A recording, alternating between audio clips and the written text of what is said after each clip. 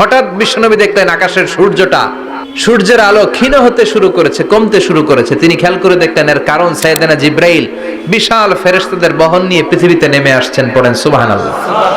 এসে বললেন, ইয়া রাসূলুল্লাহ, আমি 1,40,000 ফেরেশতা নিয়ে নেমে এসেছি। আপনি কি জানেন না, ঠিক একটু আগে মদিনাতে আপনার এক প্রিয় সাহাবা, তার নাম হচ্ছে মুআবিয়া ইবনে মুআবিয়া আল মুজানি, একটু আগে শেষ নিঃশ্বাস ত্যাগ করেছে।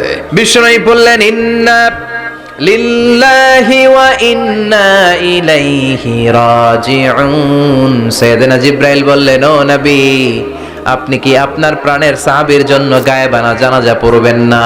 বিশ্বনবী বললেন, অবশ্যই পড়ব। সাহাবীদের মধ্যে ঘোষণা দিলেন, ও সাহাবারা, তোমাদের ভাই মুআবিয়া ইবনে মুআবিয়া আল মুজানি কিছুক্ষণ আগে মদিনাতে ইন্তেকাল করেছে।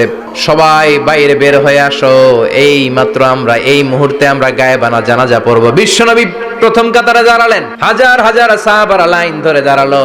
সাইয়েদনা জিব্রাইল 1,40,000 ফেরেশতা নিয়ে সাহাবাদের পেছনে দুইটা লাইনে দাঁড়িয়ে গেলেন। প্রথম লাইনে 70,000, দ্বিতীয় লাইনে আরো 70,000, 1,40,000 ফেরেশতাদের বহর। আর সাহাবারা মিলে আল্লাহু আকবার বলে গায়েবানা জানাজা শুরু করলেন। নামাজ শেষ। বিশ্বনবী তো অবাক, ঘটনা কি? কোন সাহাবীর গায়েবানা জানাজায় তো ফেরেশতা নামে না আকাশের উপর থেকে।